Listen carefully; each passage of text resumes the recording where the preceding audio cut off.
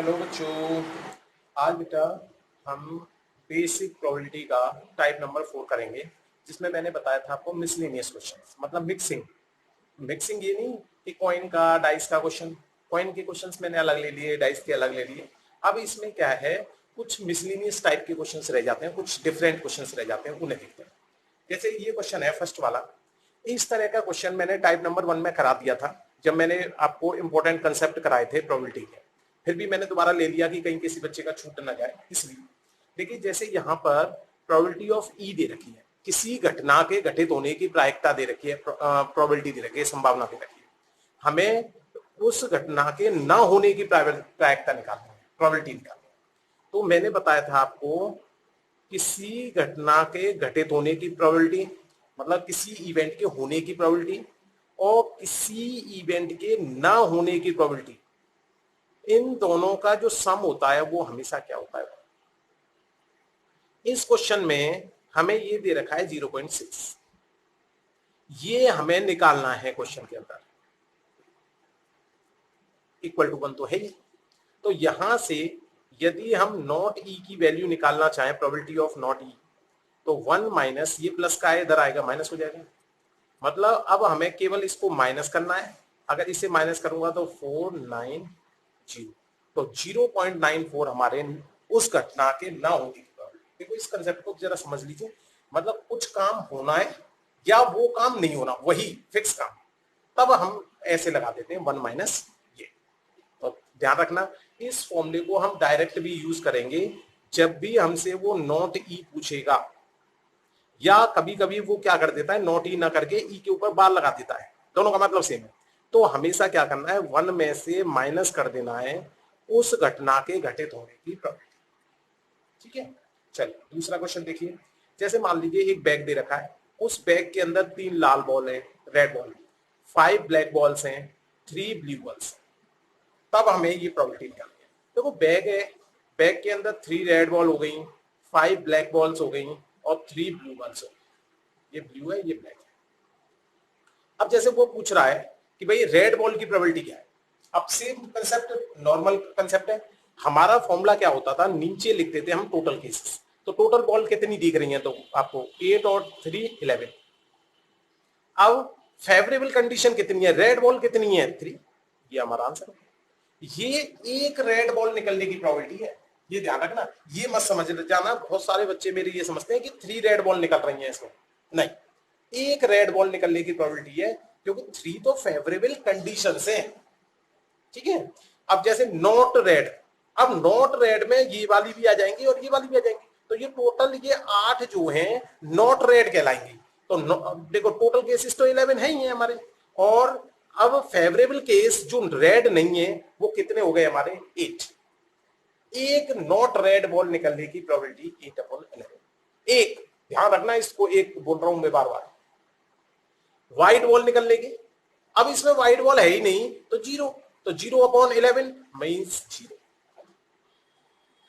ठीक है, अभी और क्वेश्चन करेंगे, बहुत अच्छी तरह समझ में आ जाएगा। मैंने इतने सारे क्वेश्चन लिए हैं इसलिए मिसलेनियस के, जिससे कि सारे कंसेप्ट एकदम क्लियर हो जाएं। चलिए देखिए नेक्स्ट क्वेश्चन देखते हैं। अब जैसे ये बैग था, अब की बार बॉक्स आ गया। अब जैसे यहाँ पे रेड बॉल थी, यहाँ पे मार्बल्स आ गई। इससे क्या फर्क पड़ गया, क्वेश्चन तो हमारा सेम ही रहा।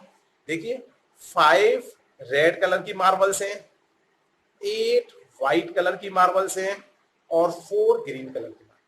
क्वेश्चन तो ये दोनों सेम ही हैं, फिर भी मैंने ले लिया। मैंने कहा बच्चा कंफ्यूज ना हो।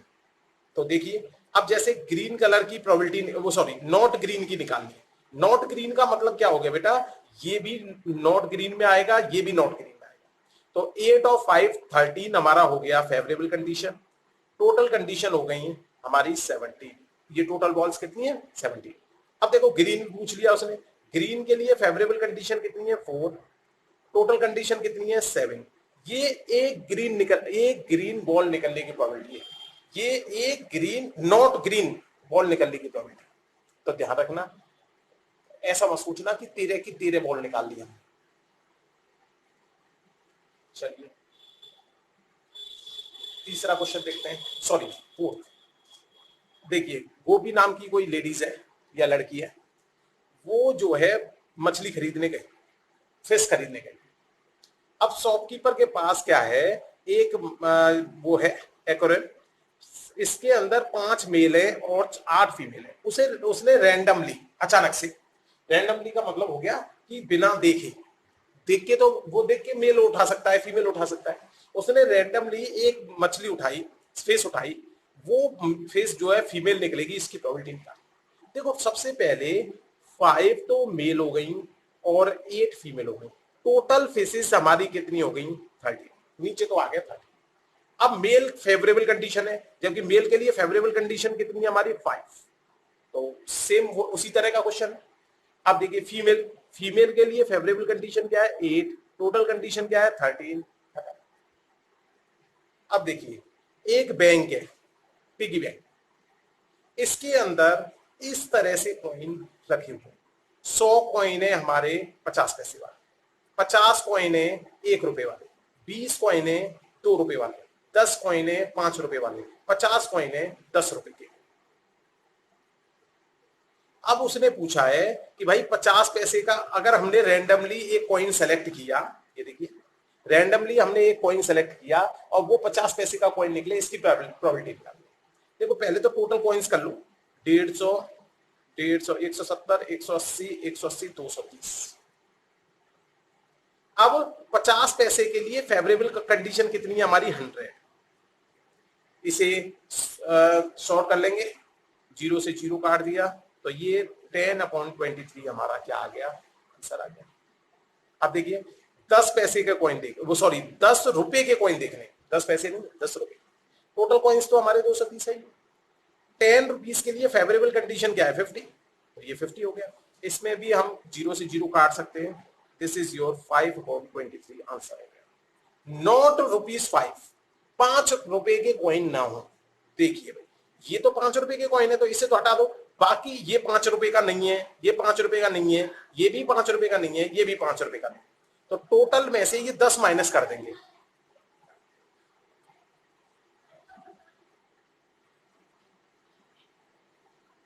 तो कितने बचेंगे, ये 10 कॉइन माइनस कर देंगे तो 220। 0 से 0 हमारा कैंसिल आउट हो गया,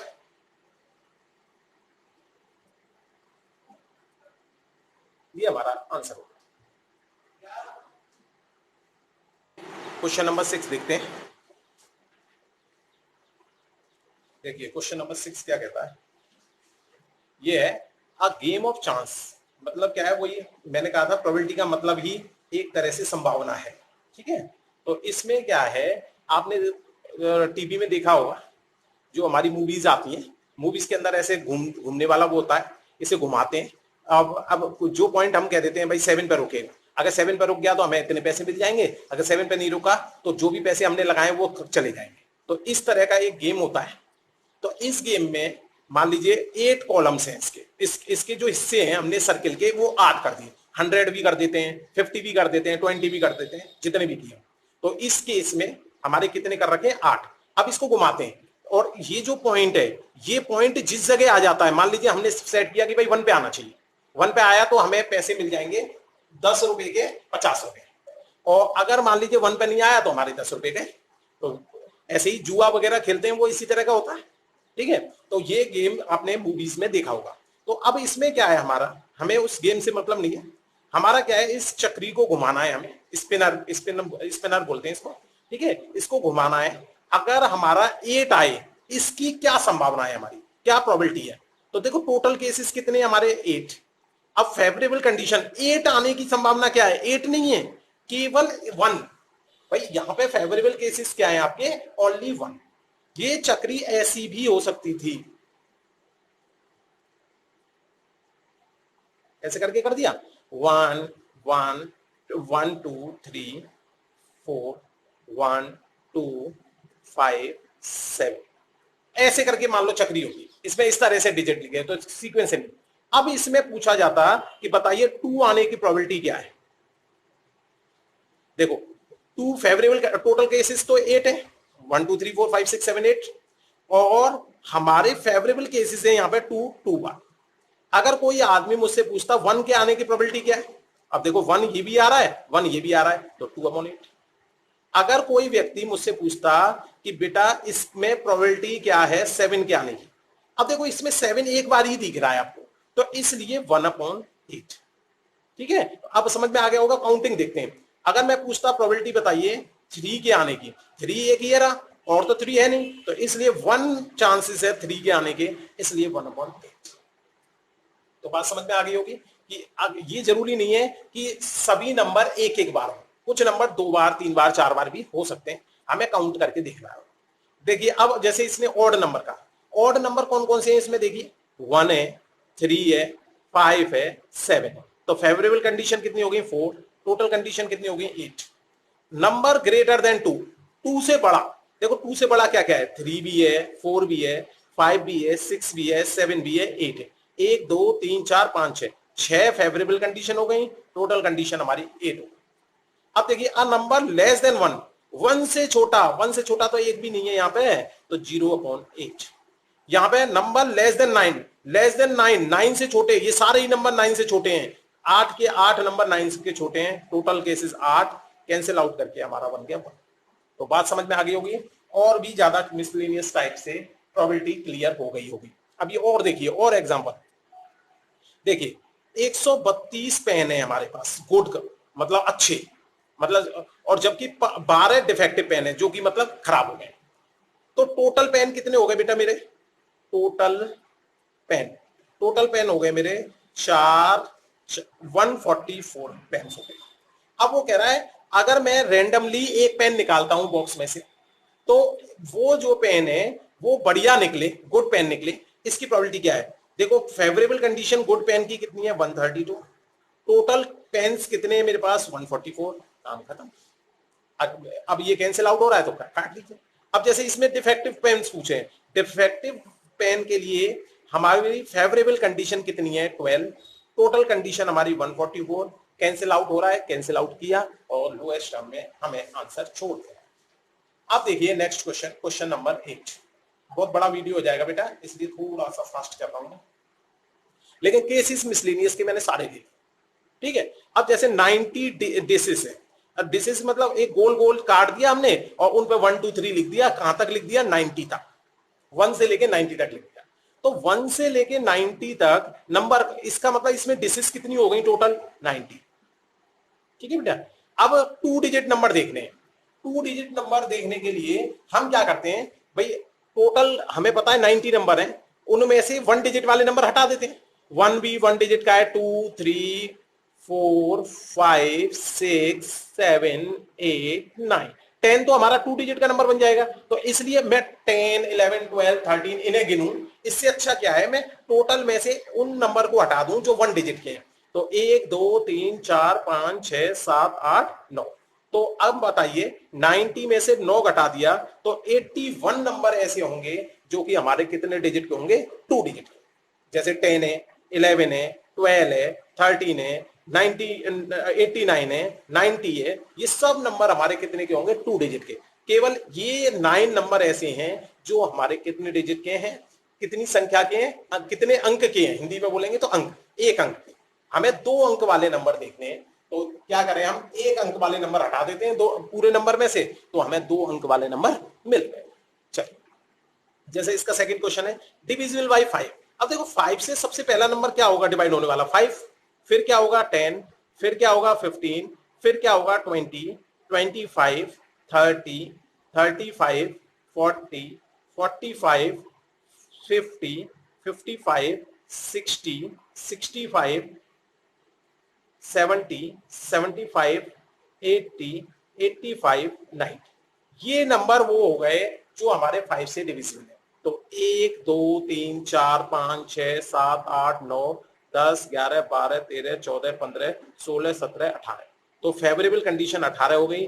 टोटल नंबर हमारे 90 थे, कैंसिल आउट किया 1 ये हमारा कट गया, 2 से कटा 9 से काट देता हूँ, 9 से कटा 2 टाइम्स, 9 से कटा 10 टाइम्स, तो ये कट गया 1/5। चलिए तो बात समझ में आ गई।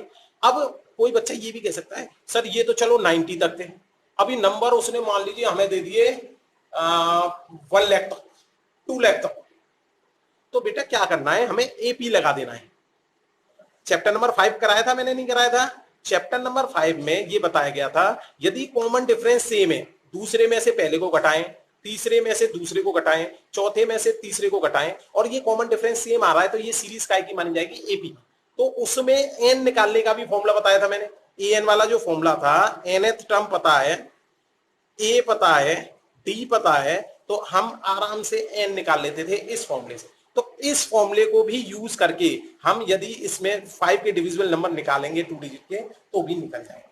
अगर वो ये नहीं कहता 2 डिजिट के, वो कह देता 1 लाख तक और सारे नंबर निकालने, तो हम फिर इस फॉर्मूले की मदद से निकालते, ना कि ऐसे लिख के निकालते। बात समझ में आ गई?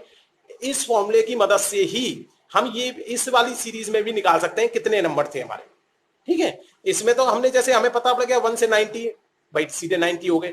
लेकिन यदि हमें ये नहीं पता होता कि मान लीजिए वो बीच में से कह देता, जैसे इस क्वेश्चन में उसने कहा 25 से 76 कह दिया उसने, अब इसमें नंबर ढूंढने कितने होंगे, ये नहीं कि इसमें से इसको माइनस किया और नंबर हो गए, गलत हो जाएगा। आपको एपी लगाकर देखना है कि इसमें से इसको माइनस करके जो आंसर आ रहा है वो सही आ रहा है कि नहीं। अब देखो इसमें से अगर आप इसको माइनस कर देते तो नंबर कितने आते, 89 थोड़ी आ रहे थे, नंबर तो 90 आए। तो इसलिए इसमें एपी लगा दें यदि हम 25, 26, 27 और लास्ट नंबर है हमारा 76। एपी में एन 76, प्रथम पद 25, एन -1, डी की वैल्यू प्रत्येक टर्म का 1। अब देखो 25 माइनस कर देंगे, इसमें इसको इधर लेके आएंगे, माइनस हो जाएगा तो 1, 51, एन -1 मल्टीप्लाई हुआ तो सेम, एन इधर गया तो 52 नंबर्स आए। और जबकि तुम माइनस करके देखते तो माइनस करके कितना आ रहा है 51, तो गलत हो जाता तुम्हारे। तो टोटल नंबर्स कितने माने जाएंगे 52। इस केस में भी अगर देखना चाहो 1 2 3 9, इस केस में भी अगर आप देखना चाहें कि कितने नंबर्स आएंगे हमारे, तो देखो एन हमारा 90 हो गया, ए की वैल्यू 1, एन -1, डी की वैल्यू भी 1, तो ये इधर गया तो 89 इक्वल टू एन -1, इसको इंप्लाइज किया, ये -1 इधर जाएगा तो 90 इक्वल टू एन। तो इसलिए मैंने डायरेक्ट 90 ले लिया था, क्योंकि मुझे पता है जब 1 से चालू होता है तो कोई बात ही नहीं, जब 1 से चालू नहीं होगा तो हमेशा हम एपी को यूज करके नंबर ऑफ टर्म्स निकालेंगे। ठीक है, हमेशा याद रखो एपी को यूज करो और निकालो। अब जैसे मान लो इसमें क्या है, नंबर डिविजिबल बाई 6। अब क्योंकि नंबर थोड़े से हैं तो हमने देखा 25 के बाद ऐसा कौन सा नंबर है जो 6 से डिविजिबल हो जाएगा, 30, फिर 36, फिर 42, 48, 54, 60, 66, 66 के बाद 72। अब 72 के बाद जब 6 से डिविजिबल होगा 72 होगा, 78 सॉरी 78 तो इससे बाहर चला जाएगा, इसलिए 78 नहीं लेंगे। तो 1 2 3 4 5 6 7 8, तो 8 फेवरेबल कंडीशन हो गई। टोटल कंडीशन हमारी 52, लोएस्ट टर्म में कन्वर्ट करेंगे आंसर। अब देखो 10 से डिविजिबल का है, तो 25 के बाद 10 से डिविजिबल नंबर होगा 30, 40, 50, 60, 70। अब देखो 80 इसके बाहर चला जाएगा तो 80 नहीं लिखेंगे, तो 1 2 3 4 5, तो ये बन गया हमारा 5/52। ये हमारा आंसर है, खत्म है। इस तरह से करना। बात समझ में आ गई या नहीं आ गई? ठीक है बेटा, चलिए अब नेक्स्ट क्वेश्चन देखते हैं। अभी तो और क्वेश्चन रह गए। देख, जैसे ये क्वेश्चन नंबर 10 है, ये देखने में तो ऐसा लगा कि जैसे ये डाइस का क्वेश्चन है, 6 फेसेस हैं, लेकिन वो डाइस में जैसे 1 2 3 6 होता था ना, ऐसे नहीं है, इसमें चेंजेस कर दिया उसने, ABCD लिख दिया उसने, लिख सकते हैं। अब उसने जैसे इसमें कहा है कि भाई ए आने की, देखो ए आने की फेवरेबल कंडीशन ये है और ये है, तो 2 तो फेवरेबल कंडीशन हो गई। टोटल कंडीशन हमारी कितनी डाइज में, 6, 1 2 3 4 5 6 फेसेस है, कर दिया। अब गेटिंग डी, डी हमारे लिए फेवरेबल क्या है 1, टोटल केसेस क्या है 6, हमारा आंसर हो गया 1/6। अब जैसे ये क्वेश्चन है, इस क्वेश्चन के अंदर उसने कहा है एक डाइस को फेंकना है और वो डाइस हमारी इस सर्किल के ऊपर आए, इसकी प्रोबेबिलिटी निकालनी है। तो प्रोबेबिलिटी निकालनी है ऑन द सर्किल, वो ऑन द सर्किल। तो क्या कर सकते हैं हम, ये हमें पता है रेक्टेंगल है, रेक्टेंगल का एरिया तो टोटल केसेस हो गया हमारा, इसमें से कहीं पे भी आ सकता है। तो रेक्टेंगल का एरिया क्या होता है, लेंथ इंटू ब्रेड्थ। सर्किल का एरिया क्या होता है, πr²। देखो इसका डायमीटर 1 मीटर दे रखा था, तो रेडियस निकालने के लिए मैंने 2 से डिवाइड कर दिया, तो 1/2 हो गया। इसमें पाई की वैल्यू मन करे तो रख देना, नहीं पाई के फॉर्म में ही आंसर छोड़ देंगे। पाई अपॉन ये 2 का स्क्वायर करेंगे तो 4, और ये 3 2 जा 6, तो ये हो गया मेरा पाई अपॉन 20, ये 6/20। अगर पाई की वैल्यू मैंने रख दी तो 22/7 पाई की वैल्यू और रख दो, तो इससे ये लोएस्ट टर्म में कन्वर्ट होगा 11 और ये 12, तो ये बन गया हमारा 11 12 सत्ते, तो 11/84 हमारा आंसर है। और देखिए और क्वेश्चन भी है मेरे पास, जैसे ये क्वेश्चन है फिल इन द ब्लैंक्स, ठीक है। इस तरह के क्वेश्चन भी एग्जाम में बहुत देखने को मिलते हैं, इसलिए मैंने करा दिया। हालांकि इंपॉर्टेंट पॉइंट्स जो मैंने कराए थे टाइप नंबर 1 के अंदर, उसमें मैंने इस तरह के सारे कंसेप्ट करा दिए थे, फिर मैंने दोबारा से इसलिए लिया कहीं किसी बच्चे का ये क्वेश्चन छूट ना जाए। देखिए किसी भी घटना के घटित होने की, मतलब इवेंट के होने की और ना होने की प्रोबेबिलिटी का सम हमेशा क्या होता है, 1। अभी भी बताया, इस वीडियो में भी बताया, और जब मैंने टाइप नंबर 1 की वीडियो कराई थी तब भी बताया। The probability of impossible event, जो घटना असंभव हो, इम्पॉसिबल हो, उसकी प्रोबेबिलिटी क्या होती है, 0। जो घटना श्योर हो, होनी है, उसकी प्रोबेबिलिटी क्या होती है, 1। बता चुका हूं मैं। किसी भी एलिमेंट ले लिए जाएं, किसी भी इवेंट के सारे एलिमेंट का जो सम है, ऑल एलिमेंट्री इवेंट्स, उनका जो सम होता है, उनकी प्रोबेबिलिटी जो है हमेशा क्या होती है, 1। देखो आपको मैंने इसके लिए टाइप नंबर 1 जब मैंने कराया था तो एक डाइस का क्वेश्चन लिया था एग्जांपल में। जैसे मान लीजिए डाइस होती है, मैं रिपीट कर देता हूं बेटा उसे, तो इसमें 1 आने की प्रोबेबिलिटी 1/6, 2 आने की प्रोबेबिलिटी 1/6, 3 आने की प्रोबेबिलिटी 1/6, 4 आने की प्रोबेबिलिटी 1/6, 5 आने की प्रोबेबिलिटी 1/6, 6 आने की प्रोबेबिलिटी 1/6। जब इन सब एलिमेंट्स का सम कर देंगे तो ये भी हमेशा क्या आता है, 1 के बराबर। जैसे होना और ना होना का सम 1 होता है, ऐसे ही किसी भी इवेंट में जितने भी इवेंट है, इक्वल लाइकली इवेंट है, उन सब का प्रोबेबिलिटी का जो सम है वो हमेशा क्या बनता है, 1।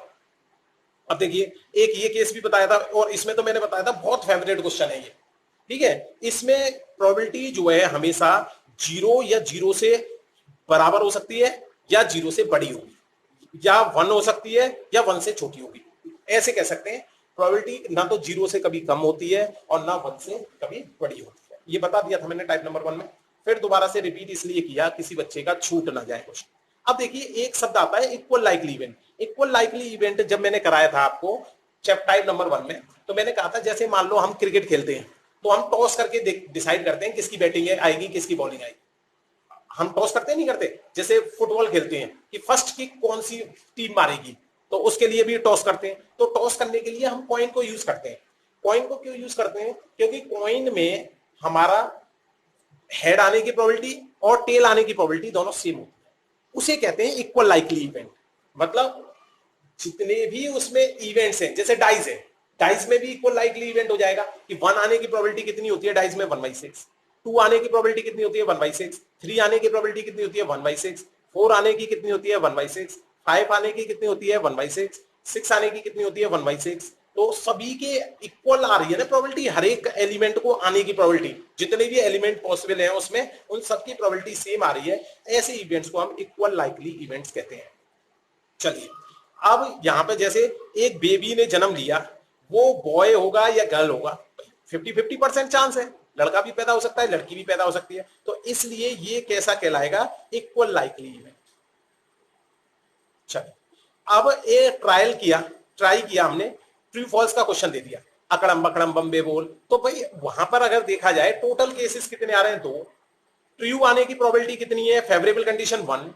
फॉल्स आने की प्रोबेबिलिटी कितनी है, 1/2। दोनों सेम आ रही हैं, इसलिए ये भी कैसा इवेंट हो जाएगा, ट्रू के लिए भी प्रोबेबिलिटी 1/2, फॉल्स के लिए भी 1/2, दोनों के लिए बराबर प्रोबेबिलिटी है, इसलिए हम कहते हैं इसे इक्वल लाइकली इवेंट। चलो जैसे मान लीजिए एक डाइस को थ्रो किया, मैंने बता दिया ये एग्जांपल, डाइस को थ्रो किया, डाइस के अंदर भी इक्वल लाइकली इवेंट होता है, क्योंकि 1 आने की प्रोबेबिलिटी 1/6, 2 आने की प्रोबेबिलिटी 1/6। देखना बहुत सारे बच्चे 2/6 लिख देते हैं इसे, 2 काउंटिंग में एक ही नंबर है। 3 आने की प्रोबेबिलिटी 1/6, 4 आने की प्रोबेबिलिटी 1/6, 5 आने की प्रोबेबिलिटी 1/6 और 6 आने की प्रोबेबिलिटी भी 1/6।